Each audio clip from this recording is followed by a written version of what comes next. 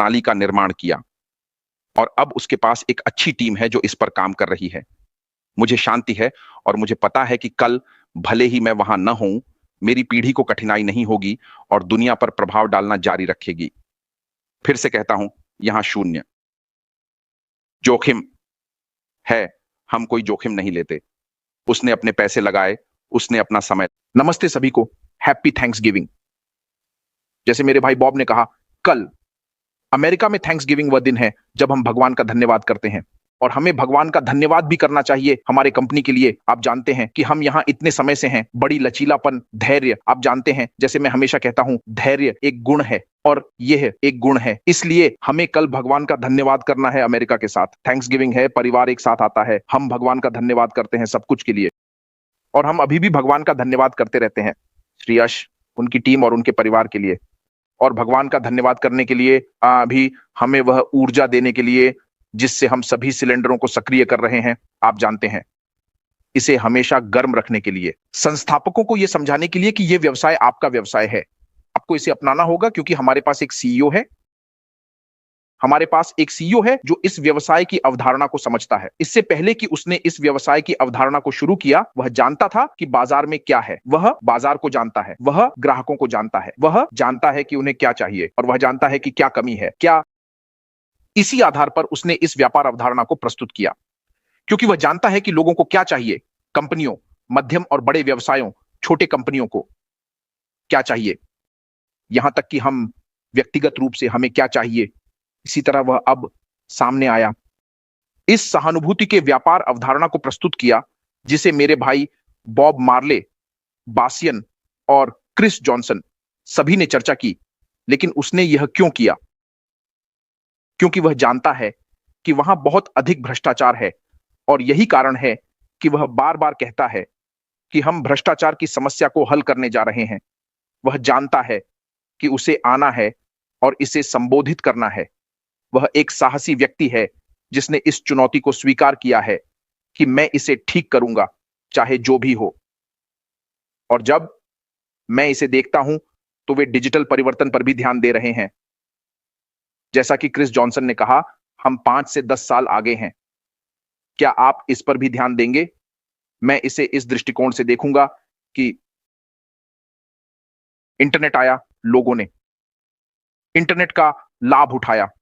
अगर आप आज सभी बड़े तकनीकी कंपनियों को देखें तो उन्होंने इसका लाभ उठाया, लेकिन वे लालची थे क्योंकि वे सभी नियंत्रण और पैसे के बारे में थे।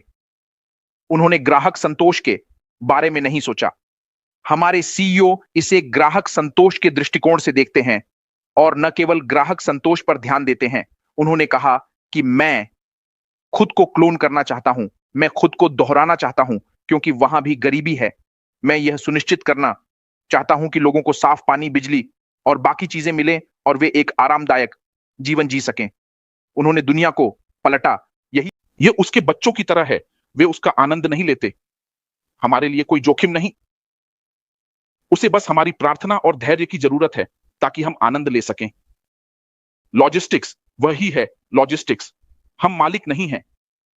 जैसे क्राइस्ट जॉनसन ने कहा, हम गोदाम के मालिक नहीं हैं। उसके पास एक गोदाम होगा जो सामान पैक करेगा, इसे पैक करेगा ताकि बेचना शुरू किया जा सके। नहीं, हम भुगतान नहीं करते। ऐसा कुछ नहीं है जैसे हम कंपनी बीमा के लिए भुगतान करते हैं, कुछ भी वेतन नहीं देंगे। हमारे पास ये नहीं है। बस अपने बैक ऑफिस में जाओ, अपना काम करो, वह 2% करो, अपना पैसा बनाओ। ये कितना सुंदर हो सकता है। तुम 10 साल या 15 साल तक क्यों नहीं रुक सकते? तो यह सब कुछ है जो श्री यश ने एक साथ रखा है और उस 2 का एक हिस्सा भी प्रबंधक ने कहा है कि यह क्षेत्रों पर आधारित है।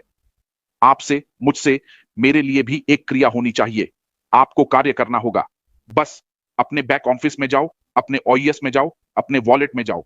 अगर कोई नया उत्पाद है तो बस खरीदें। वह आपको ट्रैफिक चलाएगा, वह आपको ट्रैफिक चलाएगा। आप जानते हैं कि लॉजिस्टिक्स का ध्यान रखा जा रहा है।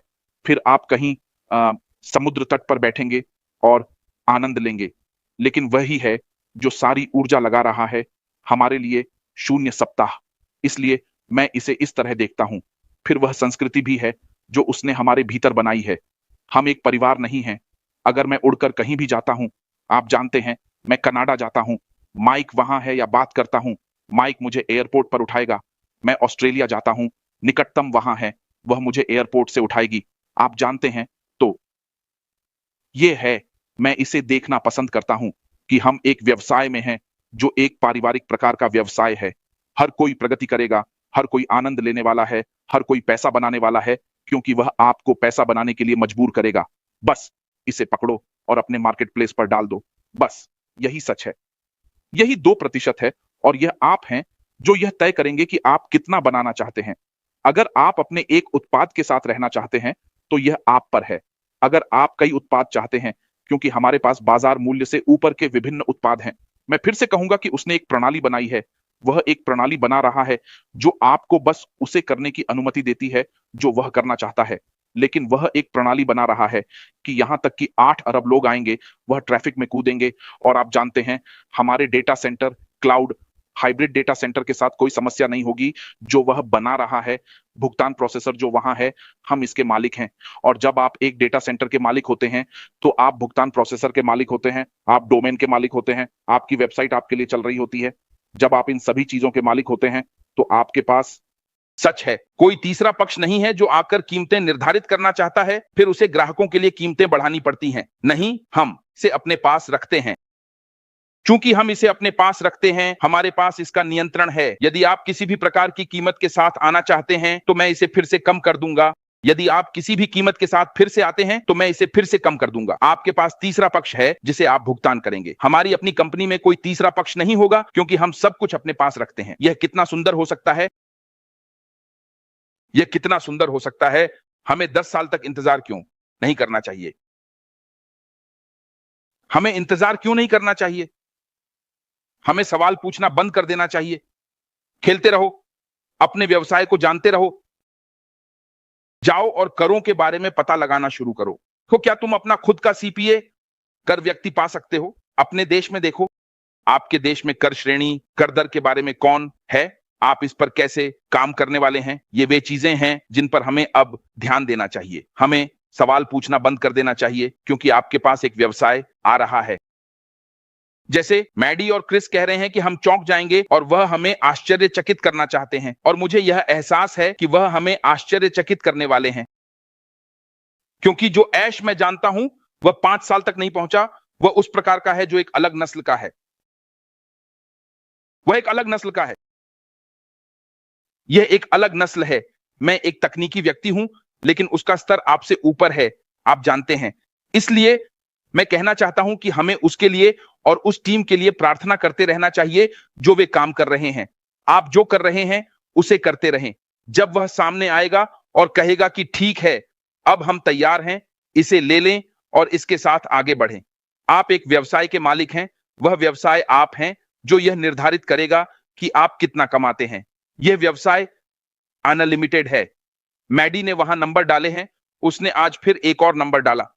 मैं यहां देखता हूं, वह उन्हें कम कर देगा और 2.2 ग्राहकों के लिए 55 बार 30 दिनों में आपको 10806 देता है।